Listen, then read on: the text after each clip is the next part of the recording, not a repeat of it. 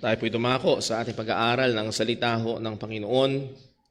Well, siguro ho, sa kaalaman ng marami, lalo na kung kayo ay may aktibidad sa social media or sumusunod sa mga international news, ay hindi ang 9/11 event ang naging malaking balita na supposed to be ay ika-24 na taong anibersaryo ng September 11 terrorist attack. Rather, ang balita sa Amerika at hindi lamang doon, kung hindi maging sa social media hanggang dito sa atin, ay ang naging sa assassination ni Charlie Kirk, na isang prominenteng Christian conservative and membro ng Republican Party. At si Charlie Kirk ay isa sa mga madalas niyang aktibidad ay pumunta sa mga lugar, especially mga universities and campuses na kung saan nagdadao siya ng open dialogue. Ang madalas niyang nahandun sa ibabaw ng tent niya nakalagay ay "Prove me wrong". Meron siyang mga statements, meron siyang mga claims at hinahamon niya ang mga sinasabing nasa far left or mga liberals na prove me wrong, patunayan at pakita nyo na mali itong mga paniniwala or mga bagay na ito. Yun ang kanyang madalas na ginagawa, na talagang hinahamon niya ang mga tao na makipag-usap, na pag-usapan ang mga bagay-bagay. At isa sa mga videos na pumailan lang ay yung may nagtanong sa kanya sa mga dati niyang ginawa ito bago siya na-assassinate nung Wednesday, ay meron siyang maliit lamang, konti lang yung mga tao, hindi ganun kalaking event, pero tinanong siya, bakit mo ginagawa ito? Bakit ka pumunta sa mga lugar-lugar at nakikipag-usap? Anong pakinabang para saan? At ang sagot ni Charlie Kirk ay not word for word, pero to this manner. Ang sabi niya, because when people stop talking, they start fighting. Pag hindi na nag-uusap, ang lundo ay mag-aaway na lang. Pag hindi na nag-uusap ang mag-asawa, ang lundo ay mag-aaway na lang. Pag hindi na nag-uusap sa politika, ang lundo ay mag-aaway na lang. Pag hindi na nag-uusap sa pamilya, ang lundo ay mag-aaway na lang. So that's why ang gusto niya talagang idaos ay tuloy-tuloy na dialogue, tuloy-tuloy na usapan. Pag-usapan natin yung mga differences, struggle natin, makita natin kung saan merong deficiency ang isa't isa at kung saan tayo magkakaisa ayon sa katotohanan. At isang napakaganda, nung una ay medyo pigil ako, pero nung as evidences come, I come to the conclusion, as far as I can tell, na siya ay isang tapat at namananampalataya ng ating Panginoong Hesukristo. His profession of the gospel is very clear. At salamat sa Panginoon na maging sa mga dialogues niya na kagaya nun ay hindi siya nahihiya na i-share ang ebanghelyo ng ating Panginoong Hesukristo. So it was a very, very sad thing na as early as siya ay 31 years old, at nakita ko pa yung picture ng kanyang mga anak kung paano niya kinakarga at kung paano niya inaalagaan. So it's a very, very sad thing na ang isang tao na ito ay bigla na lamang pinatay at ang gusto lamang niya ay makipag-usap sa mga kakaiba na paniniwala sa kanya. Well, kaya ako simula ng ating pag-aaral dito ay ganoon din naman sa loob ng iglesia. When Christians stop talking, ay pwede mangyari that we will start fighting. Magiging away-away at kung ito ay nangyari, ay magkakaroon ng hati-hati o division sa loob ng church. At ito mismo yung pine-prevent ni Apostol Pablo as we go back sa ating pag-aaral sa Book of Romans, dahil isa sa mga implikasyon na hindi may iwasan ng Ebanghelyo ay tayo ay pinagkaisa ng Panginoon. Tayo ay inilagay sa iisang katawan ng ating Panginoong Hesukristo, Hudyo man o Hentil, ay bahagi ng isang bagong tao, and that is the church.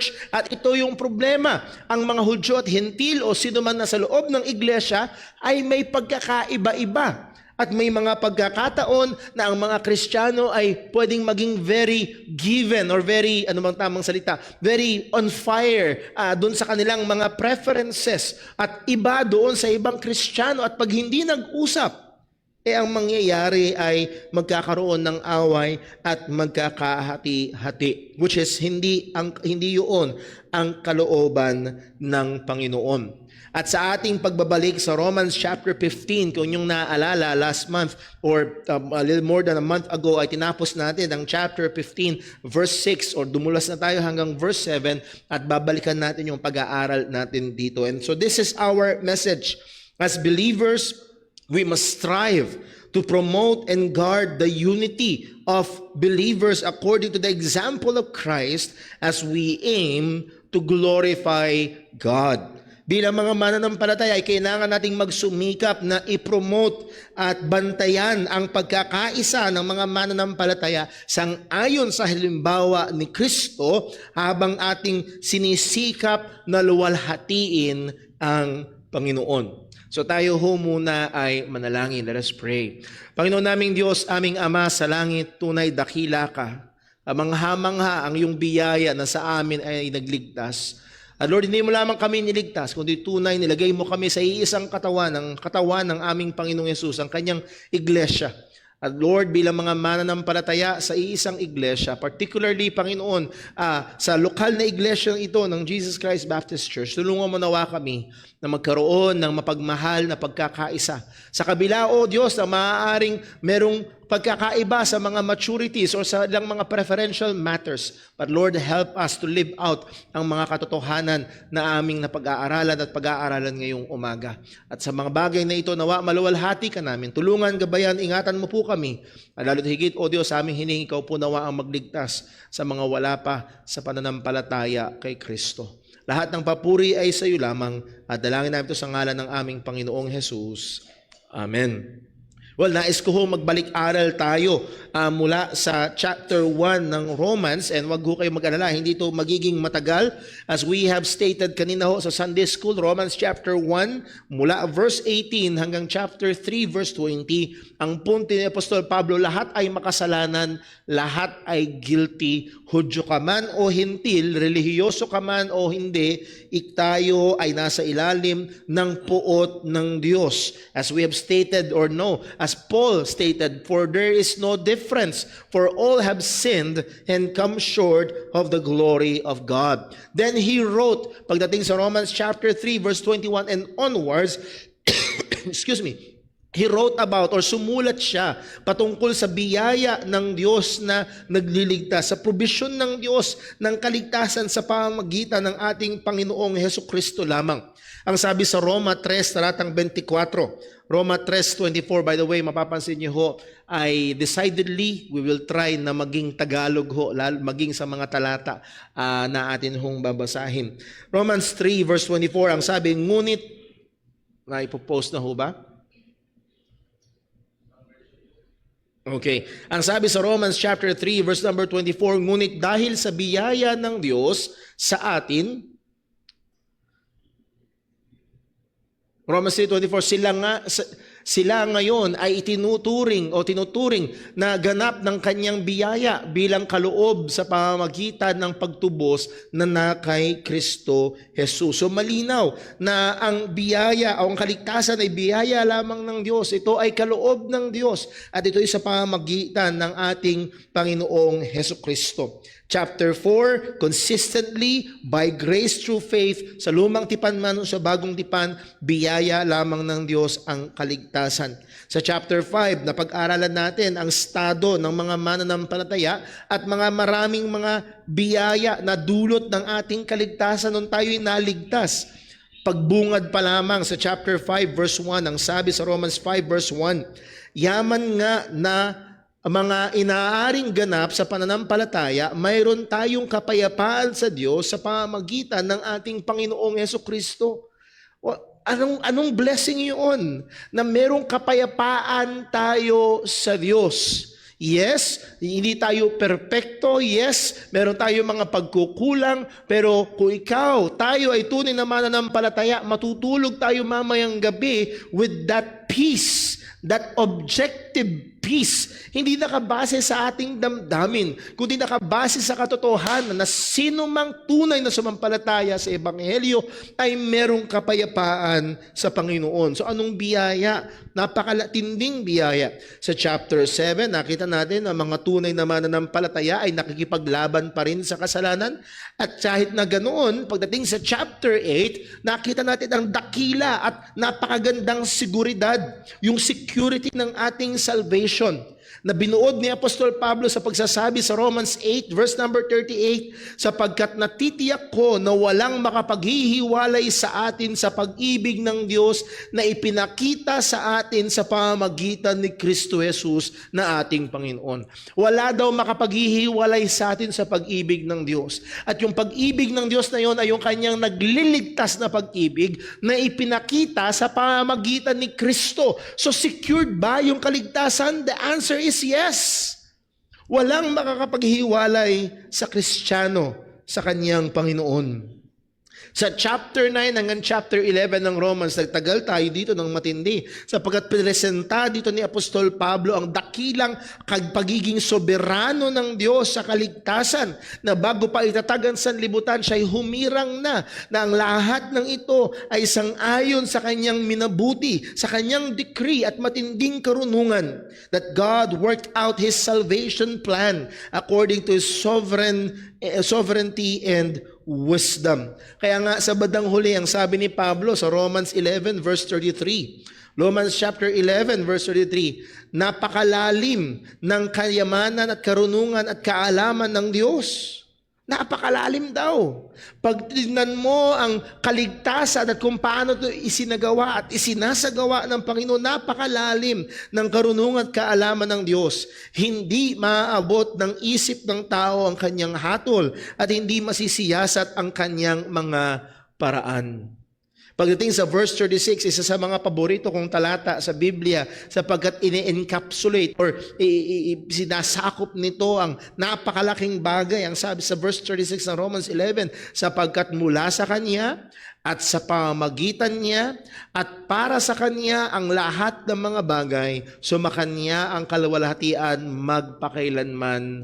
Amen. So pagdating particularly, yes, sa lahat ng bagay pero particularly sa kaligtasan, mula sa Kanya, sa pamamagitan Niya, at para sa Kanya. Pagdating sa ating salvation, it's all about God.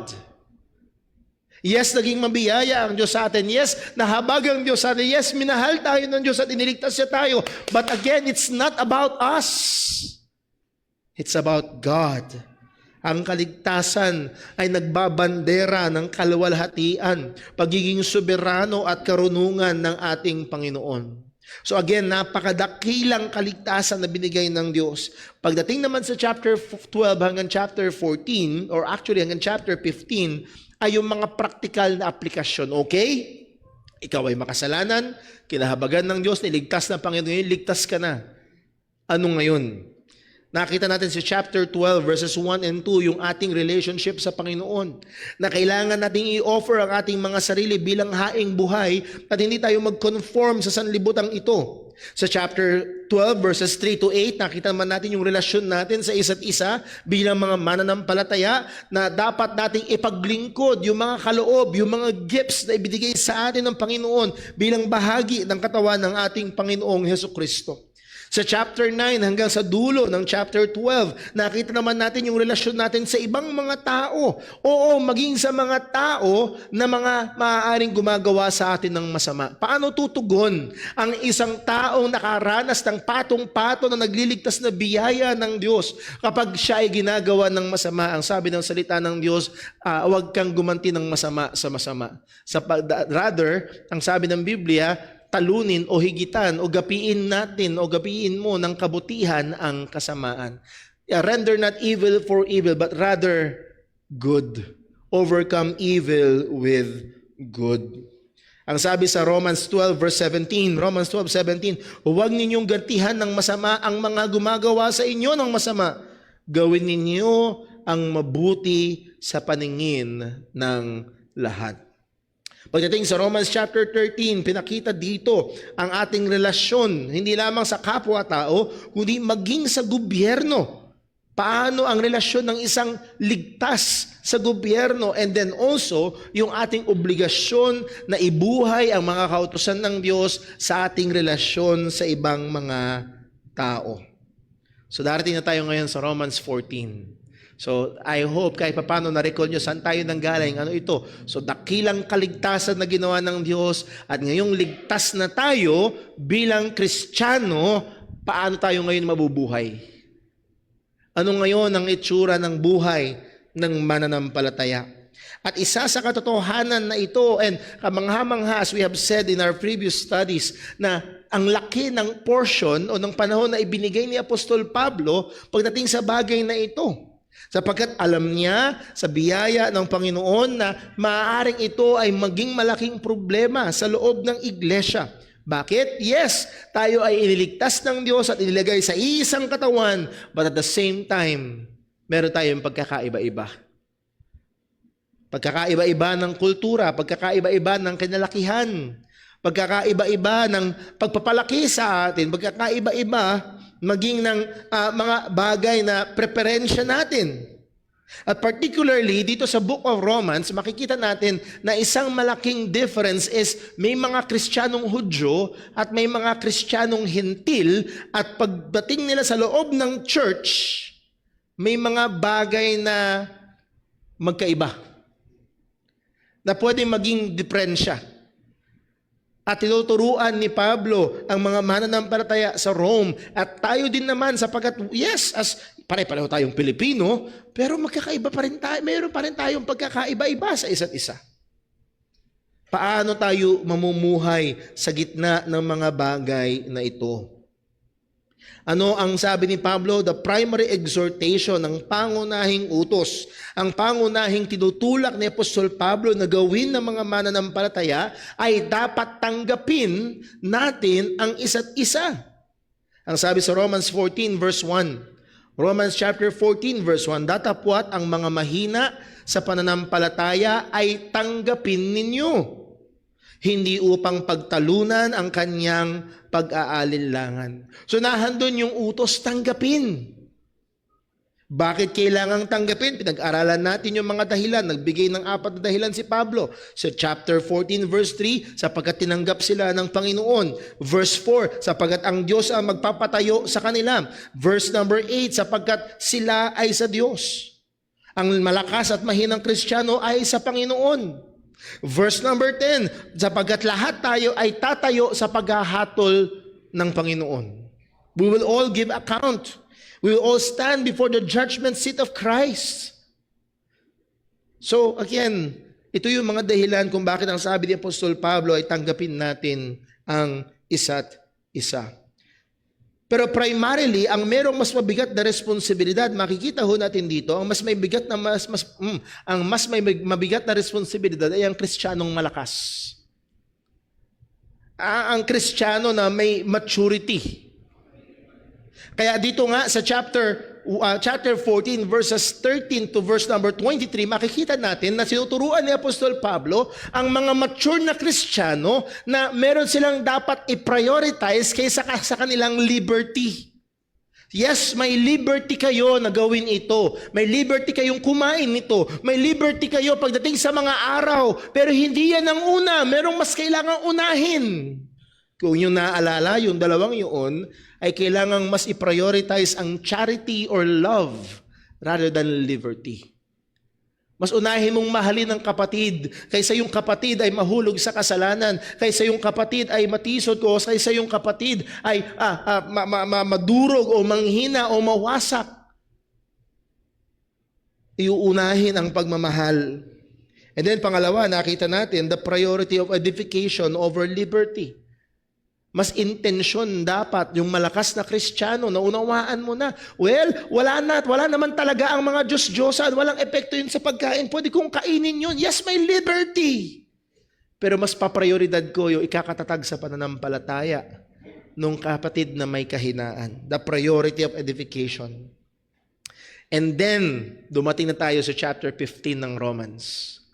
Chapter 15, verses 1 to 7, kung yung naalala, yung ating huling pag-aaral, binigyan natin ng pansin yung duty natin bilang mga mananampalataya. Ano bang duty natin sa chapter 15, verse 1? Ang sabi ni Apostol Pablo, Romans chapter 15, verse 1, tayong malalakas sa pananampalataya ay dapat tumulong sa mga kapatid nating mahihina sa pananampalataya. Hindi lang ang sarili nating kapakanan ang dapat nating isipin. Again, kailangan mong pumikit para hindi makita. Malinaw ang sabi ng salita ng Diyos, yung mga malalakas o may maturity sa pananampalataya ay dapat tumulong sa mga kapatid nating mahihina. At sana malinaw sa lengguwahe ni Pablo. Sana malinaw sa atin sa lengguwahe ni Pablo sa mga sinasabi niya na again, may mabigat na responsibility yung mature. Hindi basta, well, alam ko na to, malago na ako, alam ko yung kalayaan ko kay Kristo, so good, I will exercise my Christian liberty. No, meron tayong kailangan i-prioritize ang pagmamahal, kailangan i-prioritize ang edification. Ang verse number 1 ng chapter 15, ang bilin ni Apostol Pablo, yung malalakas at mature sa pananampalataya, tumulong. At ano ang sinong tutulungan? Tumulong sa mga what? Kapatid. At ito ang matinding distinction. Yung mahina ay kapatid pa rin sa pananampalataya. At meron tayong obligasyon kung tayo ang nasa kalagayan na tayo ang may kalaguan o kalakasan, may obligasyon tayo na tumulong sa kanila at hindi lang ang sarili nating kapakanan ang dapat nating isipin. Huwag lang tayo nakatingin sa ating sarili. Wag lang tayong, kumbaga, sa pusa, sabi nga, wag lang nating dilaan yung mga sarili nating sugat. Wag lang tayo nakatingin sa ating sarili, sa ating nararamdaman, sa ating preferensya, sa ating pananaw.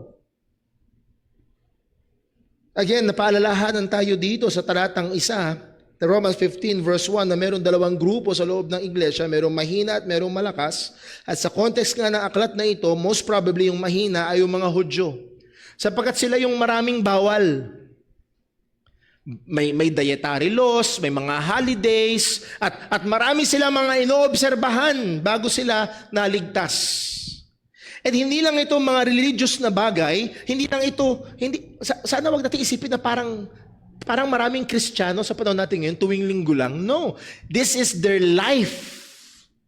Lumaki sila na every Sabbath ay merong nangyayari, may kakaiba.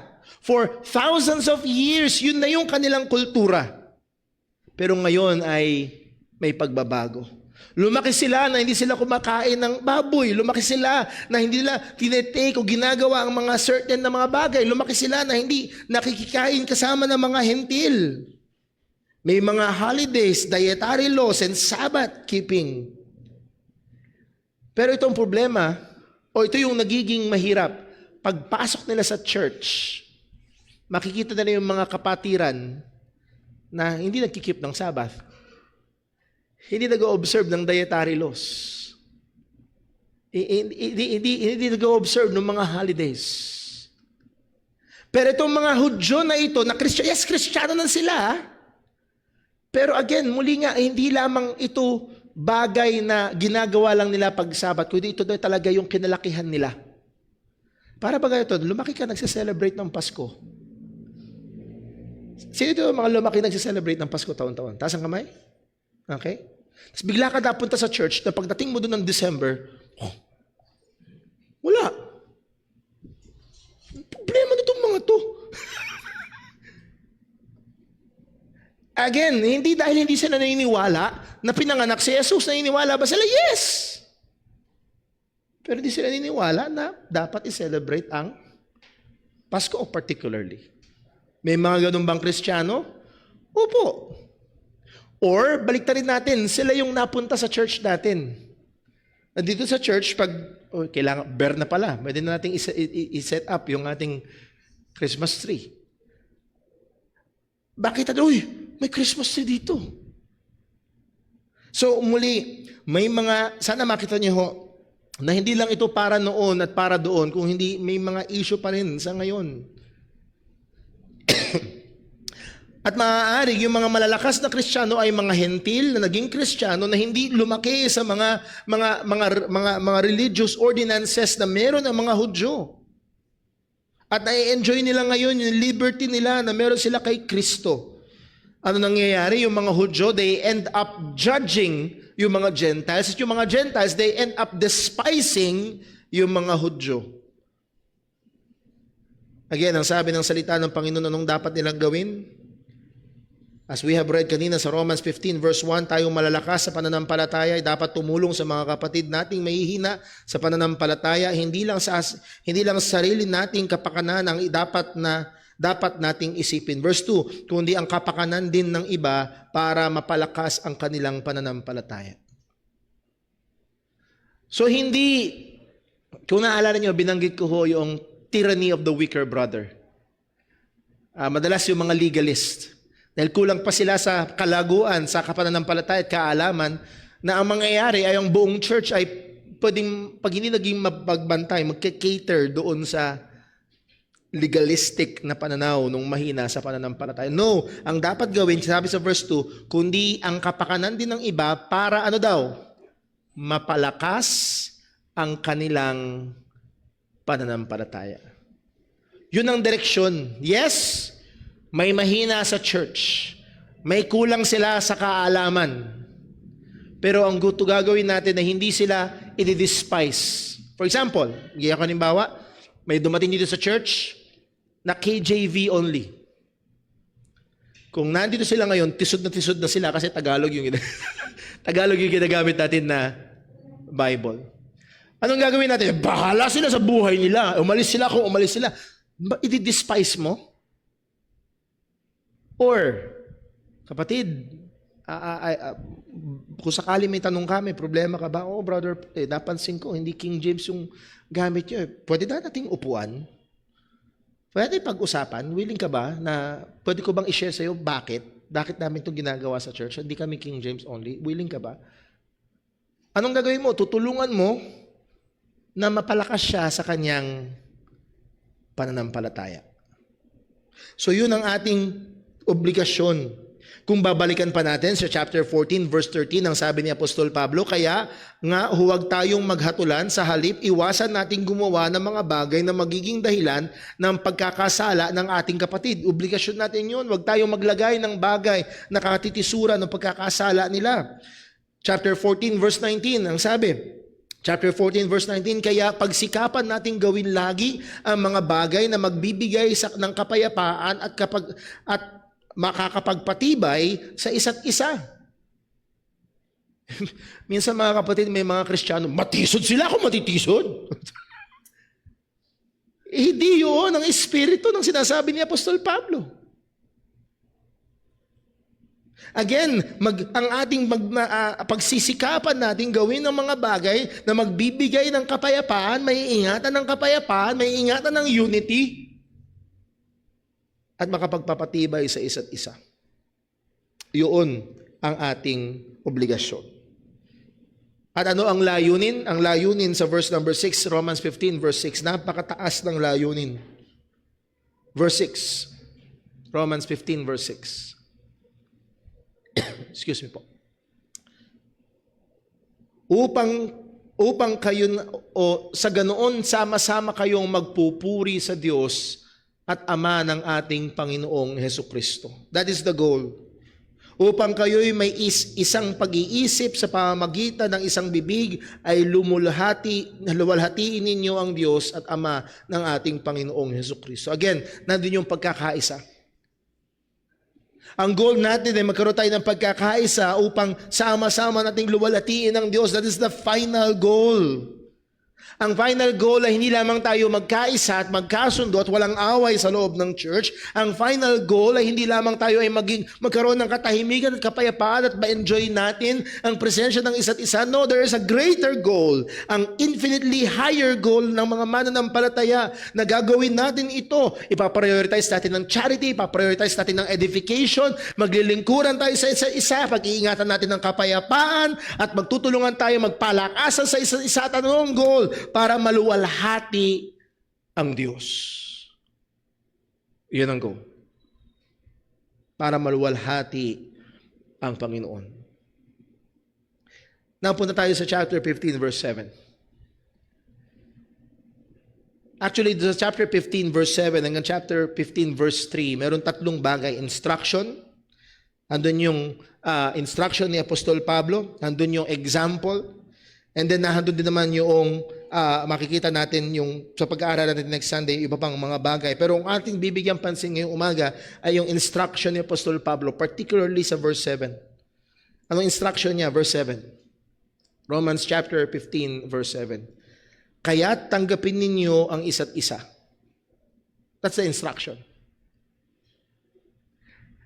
At may pagbabago ngayon dito. Hindi na ito yung malalakas may obligasyon sa mahihina. Yes, pareho may obligasyon, pero mas may mabigat na obligasyon ang malalakas. Pero pagdating sa verse 7, kausap na ni Apostol Pablo lahat. Whether you be a Jew or a Gentile in the church, whether you be strong or weak in the church, ang obligasyon at ang instruction sa atin ay ito, tanggapin ninyo ang isa't isa. Mga malalakas, tanggapin niyo yung mahihina. Huwag niyong baliwalain. Yung mahihina, tanggapin niyo yung malalakas. Huwag niyong hatulan. Tanggapin niyo ang isa't isa kung paano tinanggap kayo ni Kristo upang luwalhatiin ang Diyos. Ito ang obligasyon ng mga mananampalataya. As we have seen sa verse number 1, tayong malalakas sa pananampalataya dapat tumulong sa mga kapatid nating mahihina. Yun yung obligasyon natin. Nakita rin natin sa verse 3, yung example ni Kristo. Romans 15 verse 3, si Kristo man ay hindi naghangad ng sariling kasiyahan sa halip tulad na nasusulat sa aking bumagsak ang mga pag-alipusta nila sa iyo. Again, yung example ni Kristo. Yung pagtanggap natin sa iba ay paggawa natin ng ating pagsunod natin sa instruction na ito, ay paggawa natin ng ating obligasyon, pagsunod natin sa example ni Kristo, at ito'y pagsunod din sa mga iba pang mga example sa salita ng Diyos. Verse number 4, Romans chapter 15, ano mang sinulat nung una ay isinulat upang turuan tayo, nang sa gayon ay magkaroon tayo ng pag-asa sa pamamagitan ng pagtitiis at pagpapasigla na nagmumula sa kasulatan.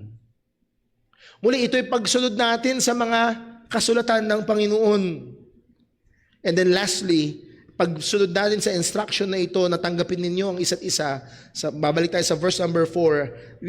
Sa verse number 5, ito yung panalangin ni Apostol Pablo para sa mga Kristiyano. Romans 15 verse 5, ang Diyos na pinagmumulan ng tatag at sigla ang siya nawang magkaloob sa inyo ng pagkakasundo na naaayon kay Kristo Jesus. Again, this is the prayer of Apostle Paul. Pinagpe-pray niya ang mga Kristiyano na nagpe-pray siya sa Diyos na pinagmumulan ng tatag at sigla ang siyang nawang magkaloob sa inyo ng pagkakasundo. So itong pagsunod natin sa instruction sa verse number 7, kaya tanggapin ninyo ang isa't isa, ay pagsunod natin sa halimbawa ni Kristo, pagsunod natin sa halimbawa na makikita sa bagong tipan o sa lumang tipan, at pagganap natin at kasagutan sa panalangin ng apostol sa Panginoon. Ito ang malinaw na kalooban ng Diyos. Kalooban ng Diyos ang pagkakasundo na ayon kay Kristo. At dahil sa lahat ng apat na rason na ito, tayo mga mananampalataya ay obligadong sumunod sa instruction na sinabi ni Apostol Pablo, kaya tanggapin ninyo ang isa't isa. There is a call to a continuous and directed effort to receive one another. Andun yung tuloy-tuloy na pagtanggap sa isa't isa. Again, ang context nito ay mga kapwa mananampalataya. Yung Greek word nito, pag tinignan niyo yung word na tanggapin, ang ibig sabihin nito is to pull someone closer. Ito yung same Greek word na ginamit sa Matthew chapter 16. Naalala niyo ho, nung sinabi ni Jesus, nagpasimula siyang sabihin na siya'y mamamatay. Anong ginawa ni Pedro? Binukod niya si Jesus. Jesus, halika nga dito, halika nga dito. Sabi ni Pedro, hindi mangyayari sa iyo yan. Kaya ang sabi ni Jesus sa kanya, get thee behind me, Satan. So umuli, yun yung larawan, kinuha at inilapit at kinausap. Yun yung larawan dito, tanggapin ninyo. Hindi lang basta buksan ninyo ang inyong mga kamay, kundi iunat nyo ang inyong mga kamay upang tanggapin nyo sa inyong sarili. Ilang ito basta buksan ng kamay, kung lalapit sila. Hindi, gagawa tayo ng effort para tayo ay magkaisa at magkapisan at magkasundo bilang mga Kristiyano. Ito ang instruction sa atin ng Panginoon. Ang picture dito, muli ay hindi nakabukas lamang ang mga kamay, kundi na-extend natin ang ating mga kamay upang sila ay hilahin, upang sila ay isama sa isang mainit at mapagmahal na fellowship. Therefore, yung mga sinasabi ni Pablo na pag-despise at pagbabaliwala at paghatol ay ito ay foul. Ang pagiging apathetic, basta wala akong pakialam sa kanila, hindi rin yun pwede. Hindi yun option. Sa mga mananampalataya na yes, maaari may pagkakaiba in their maturity, in their advance sa knowledge and application ng salita ng Diyos. Pero muli, ang konteksto ay parehong Kristiyano. Kailangang tanggapin. Minsan ay pwede tayong maging mainit sa mga bagay na preferensya natin. Or maging masyadong mainit sa ilang mga, yes, maaaring katotohanan ng salita ng Diyos na dapat talaga nating bantayan. Pero baka mamaya habang ginagawa natin yun, ay sinasagasaan natin ang ating kapatid. So let me call everyone. Ito'y paalala rin sa akin. Hindi ko alam, baka mamaya meron sa inyo ay masipag makapag-engage sa usapan sa social media. Or maaaring mahilig makipag-usap, balitaktakan patungkol sa teolohiya. O maaaring maging sa loob ng church na meron tayong kapatid na, well, iba yung preference o iba yung stand patatingin sa mga bagay-bagay. Ang utos sa atin ng Panginoon, kung siya'y kapatid sa Panginoon, tanggapin natin siya.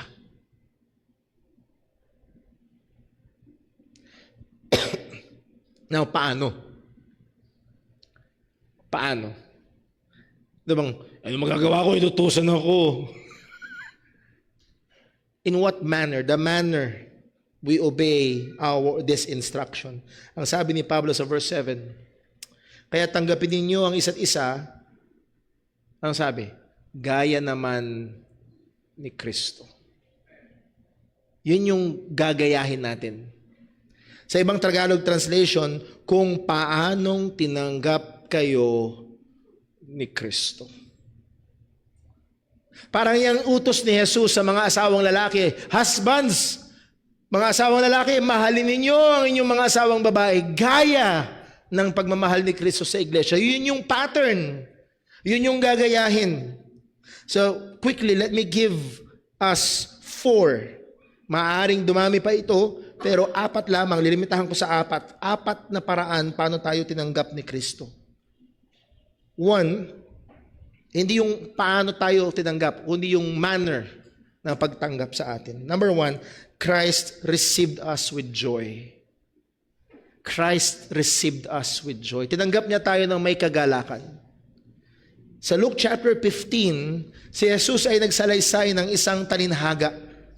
Luke chapter 15 verse 3, basahin po natin. Luke 15 verse 3. Kaya't isinalaysay niya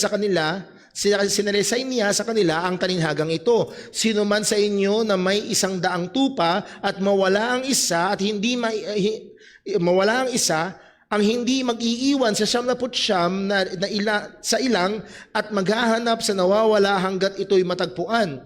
Kapag natagpuan niya ito, ay nagagalak niya itong papasanin. At pagdating sa bahay, ay aanyayahan niya ang kanyang mga kaibigan at kapitbahay at sasabihin sa kanila, makipagsaya kayo sa akin sapagkat natagpuan ko ang aking nawawalang tupa. Masaya ang pastol kapag ang tupang nawawala ay matagpuan. Nung tayo ay naligtas at tinanggap tayo ng Panginoon sa pamamagitan ni Kristo, ang sabi sa verse 17, sinasabi ko sa inyo, gayon din paraan magkakaroon ng higit pang kagalakan sa langit dahil sa isang makasalanan nagsisi kaysa 99 na matuwid na hindi nangangailangan ng pagsisisi. Tinanggap tayo ni Kristo ng merong kagalakan. At narito tayo ngayon, may maturity sa pananampalataya. At meron tayong kapatid na tinanggap din naman ni Kristo. Pero may kakulangan, may immaturity. Meron pa siyang hindi nauunawaan, kaya iba yung kanyang pamamaraan. Tapos, ika nga dito. Ang bagal mong lumago, pre. Kung di tatanggapin natin siya na may pagmamahal at may kagalakan. Christ received us with joy. Pangalawa, Christ received us with affection. May tunay na pagmamahal, may tunay na concern.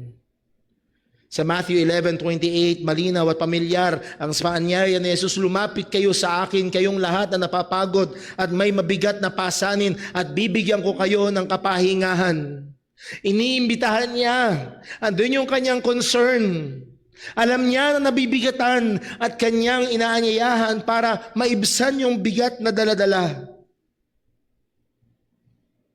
Again, mag-ingat tayo na baka mamaya, halika nga dito, ipapakita ko sa iyo kung gaano ko karunong. Halika nga dito, ipapaunawa ko sa iyo kung gaano ko ka-advance sa theology ko. Hindi, halika kapatid, may mabigat kang daladala. Nais ko ipaunawa sa iyo yung biyaya ng Diyos. Para kahit paano, sana maibsan, mabawasan, magaangan ka. Christ received us with joy. Christ received us with affection. Pangatlo, Christ received us graciously. Biyaya.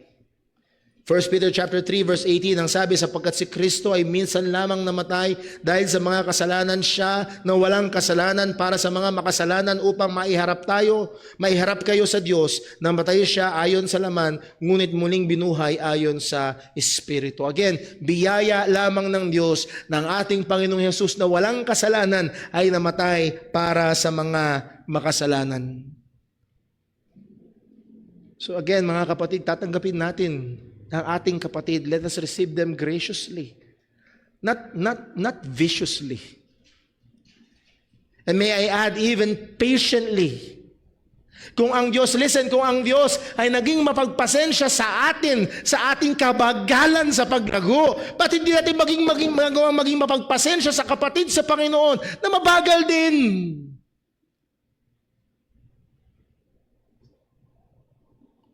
And then pang-apat, Christ received us to bring glory to God. Again, ang punteriya ay maluwalhati ang Panginoon. Balik tayo sa Romans 15 verse 7, kaya tanggapin ninyo ang isa't isa kung paano tinanggap kayo ni Kristo upang luwalhatiin ang Diyos. Kaya tanggapin ninyo ang isa't isa upang luwalhatiin ang Diyos. This is God glorifying. May difference ba? May kaibahan ba ng conviction? Lord's Day, Sabbath Day, pre-meal, post-meal, Arminian or Calvinist? Kung totoong mananampalataya, kailangan nating tanggapin. Hindi natin i-compromise ang katotohanan. Again, yung obligasyon ng malakas ay tutulungan sila para lumakas. Pero pinupuntirya ho dito ay yung ating aksyon at yung ating motibo na ating tatanggapin sila dahil sila'y kapatid. We're talking about brethren, believers of the gospel. Yes, may pagkakaiba, but they believe the gospel. At tatanggapin sila na may pagmamahal kung paano tinanggap tayo ni Kristo. At anong dahilan, anong punteriya upang maluwalhati ang Diyos. So sana gusto ko makita ho natin, at lalo na ho, in-encourage ko kayo mamayang hapon, bumalik kayo mamayang hapon, dahil may pag-aaralan tayo sa 2 John, nang sinasabi naman ni John, huwag niyong batiin. Okay? May mga tao na huwag niyong batiin. Pero dito ang sinasabi ni Apostol Pablo. So pwedeng mangyari na merong pagkakaiba, huwag niyong sabihan ng God bless. Huwag niyong papasukin sa bahay niyo. May pagkakaiba na ganun yung treatment. Pero dito sa sinasabi ni Pablo, may pagkakaiba na ang gagawin mo, hahatakin mo pa palapit. So kailangan natin ng discernment. Hindi lahat ng pagkakaiba ay dapat hindi ko babatiin, hindi ko kapatid. Hindi rin naman lahat ng pagkakaiba ay baliwala at hahatakin mo palapit. At mamaya, kung naguguluhan kayo, balik kayo mamayang 2:00. Nakikita niyo yung pag-aaral natin sa 2 John. So ang punto ay dito, ang Diyos ay napakaseryoso pagdating sa pagkakaisa sa loob ng iglesia. At ang mga bagay among believers, muli ang konteksto natin, among believers na sa loob ng church ay merong pagkakaiba, ay kailangang panatilihin at pagsikapan ang pagkakaisa ng mga mananampalataya. Seryoso ang Diyos para ingatan ang pagkakaisa sa loob ng kanyang iglesia. Dinedicate ng Panginoon sa pamamagitan ng Apostol Pablo ang unang 4 na chapter ng 1 Corinthians para i-deal ang disunity sa loob ng church. Sa 1 Corinthians chapter 12 verse number 24, ang sabi ng salita ng Diyos, ito'y upang huwag magkaroon ng pagkakahati-hati sa katawan, kundi ang mga bahagi ay magkaroon ng parehong pagmamalasakit sa isa't isa. Ayaw ng Diyos na may pagkakahati-hati sa loob ng katawan, sa loob ng iglesia. Sa Philippians chapter 1 verse 27, pinapag-usapan ni Apostol Pablo ang mga mananampalataya na magkaroon sila ng matatag na paninindigan sa iisang espiritu na may iisang layunin na sama-samang pinaglalaban ng pananampalataya sa Ebanghelyo. Again, na iisa, sama-sama. Sa Philippians chapter 4 verse 2, pinangalanan ni Apostol Pablo ang dalawang babae. Ang sabi niya sa Philippians chapter 4 verse 2, nakikiusap ako kina Euodias at Syntyche na magkaisa sila sa pag-iisip bilang bunga ng kanilang pagiging isa sa Panginoon. Dahil kayo isa sa Panginoon, ano yun yung ground eh. Kayo isa sa Panginoon. Pareho kayong Kristiyano eh. Dapat puntiriyahin nyo na magkaisa.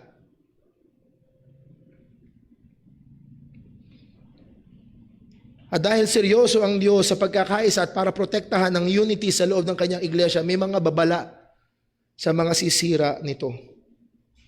1 Corinthians 3 verse 16, ang sabi ng salita ng Panginoon, hindi ba ninyo nalalaman na kayo at ang kayo dito ay mga mananampalataya collectively? 1 Corinthians chapter 6, yung kayo doon ay mananampalataya individually. Ikaw, ang katawan ay templo ng banal na Espiritu. Pero 1 Corinthians chapter 3, kayo, collectively, the church, ang sabi, hindi ba ninyo nalalaman na kayo ay templo ng Diyos at ang Espiritu ng Diyos ay naninirahan sa inyo? Verse 17, kung sinisira ng sinuman ang templo ng Diyos, ang taong iyon ay sisirain din ng Diyos. Kung meron sa loob ng iglesia na magpo-promote ng dibisyon, pagkakawatak-watak, at yun yung gawain niya, sinasadya niya, nakakatakot ang kalagayan na yun. Actually, if we will read on sa Romans 16 verse 17, ang sabi ni Apostol Pablo, ipinapakiusap ko sa inyo mga kapatid, mag-ingat kayo sa mga pinagmumulan ng pagkakampi-kampi at sa mga sanhi ng pagkatisod na salungat sa aral ng inyong natutunan, layuan ninyo sila. So muli, may warning ng ulan. Romans chapter 15 verse 7, ano ang instruction sa atin? Kaya tanggapin ninyo ang isa't isa. Kung tayo ay mga mananampalataya, kailangan nating sundin ito. Kung sila ay Kristiyano, may difference ba? Magkakaroon ng difference. Pero kailangan nating tanggapin. Hindi natin tatanggapin yung tingin nating mali, pero tatanggapin natin yung kapatid. At gagabayan at tutulungan sa ikakatatag, ikakatitibay, at ikakamature. Tanggapin ninyo ang isa't isa. Paano? Kung paano tinanggap kayo ni Kristo. Yun yung ating pattern. Yun yung ating susundan. Upang luwalhatiin ng Diyos. Yun yung ating mithiin. So, anong sabi ni Pablo? May pagkakaiba ba? Yes. Balik tayo sa Romans 14 verse 7. Romans 14 verse 5. May pagkakaiba ba? Yes. May taong nagpapahalaga sa isang araw ng higit kaysa sa ibang araw. May iba namang pare-pareho lamang ang tingin o turing sa bawat araw. Maging panatag ang bawat isa sa kanyang sariling pag-iisip. Anong instruction? Tanggapin ninyo ang isa't isa. Meron ba ang tingin, gulay lang ang pwedeng kainin? Meron ba ang tingin, pwedeng kumain ng karne? Okay, magkaiba kayo, pero instruction ay pareho pa rin. Tanggapin ninyo ang isa't isa. Sapagkat kayo ay isa kay Kristo. Ang utos sa atin ay tanggapin ang isa't isa. Maaari may pagkakaiba sa ilang mga bagay at sana makikita natin dito na may mga bagay na pwedeng magkaiba tayo pero magkapatid pa rin tayo. At kung magkapatid tayo, ang instruction sa atin ng Biblia ay tanggapin, mahalin, at magtulungan.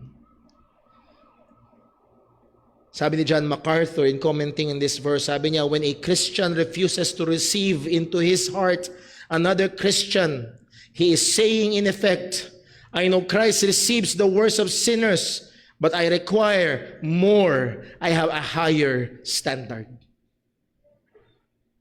Nakuha niyo? Tinanggap nga siya ni Kristo eh. Tinanggap nga siya ni Kristo eh dahil magkaiba kayo sa preference, dahil magkaiba kayo sa ilang mga bagay, hindi mo siya tatanggapin. Tinanggap siya ni Kristo. Mas mataas ba yung ating pamantayan sa Kanya? Muli, sana maging malinaw, hindi ko sinasabi i-compromise ang katotohanan. Ang sinasabi ko ay tanggapin ang kapatid sa Panginoon.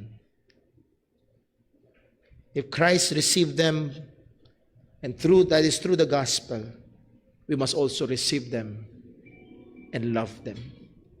Tanggapin natin ang isa't isa kung paanong tinanggap tayo ni Kristo sa ikakalawalhati ng Panginoon. Kalooban ng Diyos na ingatan natin ang pagkakaisa sa iglesia at nawa tulungan tayo ng Panginoon na ito ay isa sa mga dakilang aplikasyon ng pagliligtas ng Diyos. Niligtas tayo ng Diyos sa pamamagitan ng Ebanghelyo. At isa ito sa mga marapat na aplikasyon ng buhay sa buhay natin bilang mga Kristiyano. Let's pray.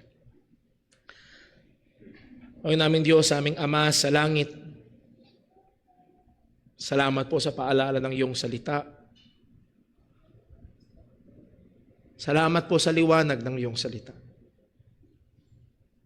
At patawad po sa mga pagkakataon, O Diyos, na kami ay lumubag sa mga utos mo. Particularly, O Diyos, sa amin na pag-aralan, patawad sa mga pagkakataon. Nakulang na lang, Panginoon, ay katayin namin ang aming kapwa-kapatid sa pananampalataya.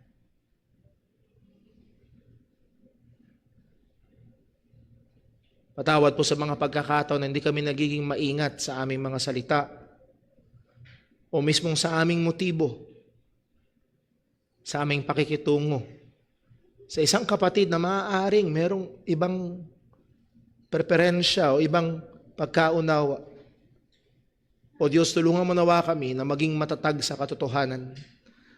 Na never ikompromiso, O Diyos, ang alam naming totoo sa iyong salita. But Lord, also tulungan mo rin nawa kami na iunat ang aming mga kamay at sa isang mapagmahal na paraan kung paanong kami ay tinanggap ni Kristo, ay mahalin, tanggapin namin at paglingkuran ang aming mga kapatid sa pananampalataya. O Diyos, ingatan mo po ang iglesyang ito. Lord, sa church na ito ay nagdako ka ng mga tao may iba-ibang karanasan, may iba-ibang background, may iba't ibang pananaw at maaaring sa ilang mga bagay sa theology ay may ilang mga pagkakaiba sa pag-conviction. But Lord, help us as one in Christ. Tulungan mo kami bilang totoo, spiritual na kami iisa kay Kristo. Ay maipakita din namin ang pagkakaisa bilang mga at pagmamahal bilang mga magkakapatid.